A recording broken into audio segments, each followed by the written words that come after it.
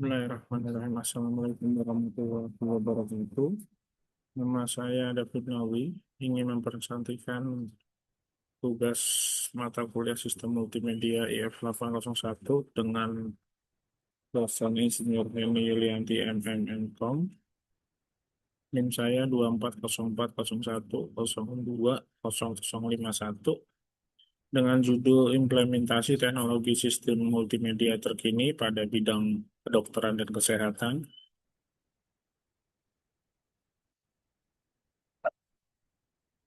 Implementasi teknologi sistem multimedia terkini pada bidang-bidang kedokteran dan kesehatan, mengeksplorasi bagaimana integrasi teknologi multimedia merevolusi diagnostik, terapi, dan manajemen kesehatan bagi Indonesia maupun secara global, revolusi digital di dunia kesehatan, sebuah transformasi global.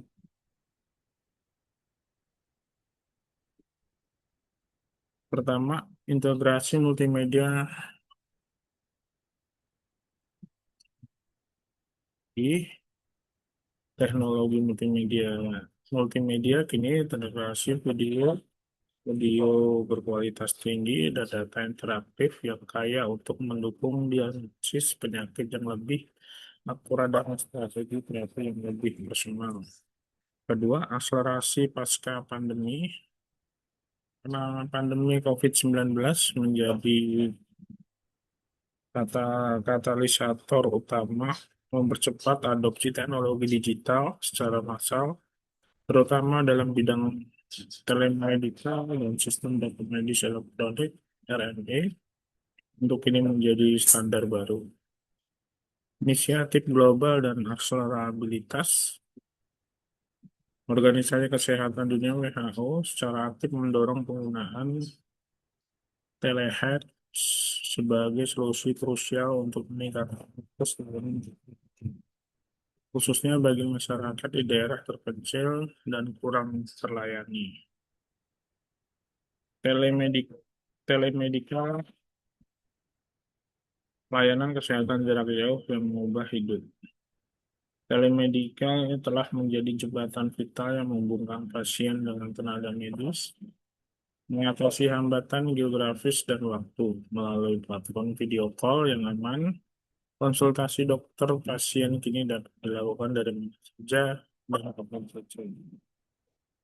Pertama, peningkatan akses. Sebuah studi dari Universitas Lambung Mangkurat 2024 menunjukkan bahwa telemedicine tidak hanya meningkatkan aksesibilitas, tetapi juga kualitas layanan kesehatan di komunitas Muslim dengan tetap menjunjung tinggi etika dan privasi.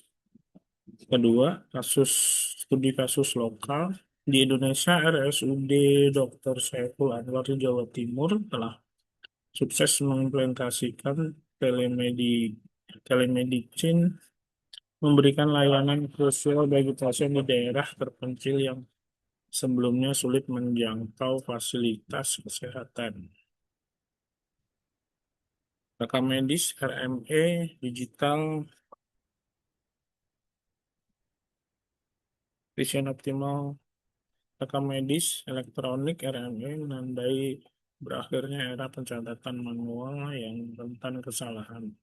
Sistem ini mempercepat akses data medis pasien secara signifikan, mengurangi risiko kesalahan diagnosis dan penanganan, serta meningkatkan koordinasi antara tenaga kesehatan. Pertama, efisiensi terbukti. Studi kasus di Rumah Sakit Hermina Pasteur menunjukkan peningkatan efisiensi manajemen rekam medis hingga 86% setelah implementasi RME, membuktikan dampak positifnya terhadap operasional rumah sakit. Mandat nasional. Kementerian Kesehatan Republik Indonesia melalui Regulasi Nomor 24 Tahun 2002 telah mewajibkan penggunaan RME di seluruh fasilitas kesehatan Indonesia sejak tahun 2023. Menegaskan komitmen pemerintah terhadap transformasi digital kesehatan. Sistem multimedia dalam diagnostis dan pelatihan medis inovatif. Pertama, simulasi operasi canggih.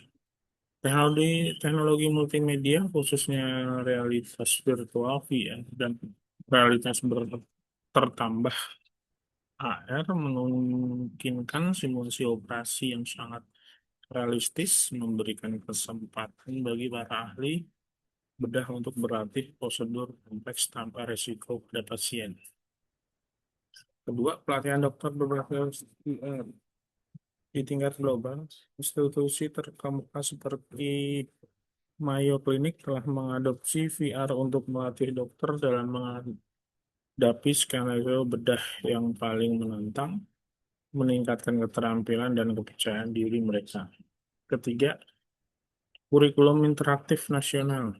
Di Indonesia, beberapa universitas kedokteran mulai mengintegrasikan multimedia interaktif ke dalam kurikulum mereka, mempersiapkan generasi dokter masa depan dengan alat dan pengetahuan terkini. Aplikasi kesehatan dan monitoring pasien berbasis multimedia. Aplikasi seluler modern telah merevolusi cara pasien mengolah kesehatan mereka dengan fitur video interaktif, grafis visualisasi data yang intuitif, dan pengingat obat otomatis. Pasien kini diberdayakan untuk memantau kondisi kesehatan secara mandiri dengan lebih efektif. Contoh nyata, aplikasi pemantauan diabetes misalnya tidak hanya menyediakan grafis interaktif yang melacak kadar gula darah, tetapi juga memungkinkan konsultasi video langsung dengan guru gizi dan dokter. Kedua, manfaat ganda. Implementasi teknologi ini secara signifikan meningkatkan kepatuhan pasien terhadap regimen pengobatan dan memfasilitasi deteksi dini potensi komplikasi yang yang pada akhirnya mengurangi beban sistem kesehatan. Keamanan data dan etika dalam sistem multimedia. Di tengah pesatnya adopsi teknologi digital di sektor kesehatan, perlindungan data pasien menjadi isu krusial yang memerlukan perhatian serius. Kebocoran data dapat memiliki konsekuensi serius tidak hanya bagi individu tetapi juga kepercayaan publik terhadap sistem kesehatan. Fokus Kemenkes RI, Kementerian Kesehatan Republik Indonesia, secara tegas menekankan tiga prinsip utama dalam mengelola RMI. Pertama, privasi, perlindungan informasi pribadi. Kedua, integritas, akurasi, dan keaslian data. Dan ketiga, akses kontrol, pembatasan akses hanya pada pihak yang berwenang. Dua, ancaman global. Berbagai studi kasus kebocoran data kesehatan di kancah global menjadi pengingat yang kuat akan pentingnya memperkuat keamanan cyber dan kerangka kerja etika dalam mengimplementasi sistem multimedia kesehatan. Dampak positif implementasi teknologi multimedia di Indonesia. Pertama, peningkatan mutu layanan. Adopsi teknologi multimedia telah secara signifikan mengurangi waktu tunggu pasien, meningkatkan akurasi diagnosis, dan memfasilitasi koordinasi yang lebih baik antara tenaga medis, menghasilkan layanan yang lebih berkualitas. Kedua, efisiensi operasional. Sebagai contoh, klinik kasih Bunda berhasil mencapai efisiensi luar biasa dalam mengolah pasien mereka dengan implementasikan aplikasi rekam medis berbasis web. Ini meminimalkan birokrasi dan memaksimalkan waktu untuk perawatan. Ketiga, transformasi pelayanan. Secara keseluruhan, transformasi digital ini mendukung terciptanya ekosistem pelayanan kesehatan yang lebih cepat, tepat, dan terjangkau bagi seluruh lapisan masyarakat Indonesia. Tantangan dan peluang ke depan dalam rekam medis digital, tantangan harus di harus diatasi. Pertama, infrastruktur digital, ketersediaan dan kualitas infrastruktur internet yang merata masih menjadi kendala di beberapa wilayah. Kedua, pelatihan SDM diperlukan investasi besar dalam pelayanan tenaga kesehatan untuk menguasai teknologi baru. Ketiga, regulasi adaptif. Kerangka regulasi harus terus diperbaharui agar selaras dengan perkembangan teknologi yang pesat. Kedua, peluang inovasi yang cerah. Integrasi IA. Pemanfaatan kecerdasan buatan atau AI dengan multimedia untuk diagnosis otomatis dan personalisasi terapi menjadi terobosan besar. Kedua, kolaborasi global. Kemitraan internasional dan nasional akan menjadi kunci untuk mempercepat inovasi dan adopsi teknologi kesehatan mutakhir. Kesimpulan, menuju era kesehatan digital terpadu.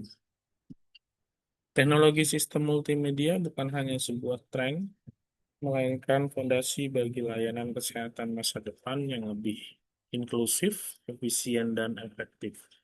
Di Indonesia, implementasi teknologi ini telah menunjukkan kemajuan signifikan, didukung oleh regulasi yang proaktif dan inovasi lokal yang berkesinambungan. Mari kita terus berkolaborasi dan berinovasi untuk mendukung transformasi digital kesehatan demi terwujudnya pelayanan yang lebih baik dan merata bagi seluruh masyarakat. Sekian dan terima kasih. Wahai Taufiq Walhidayah. Wassalamualaikum warahmatullahi wabarakatuh.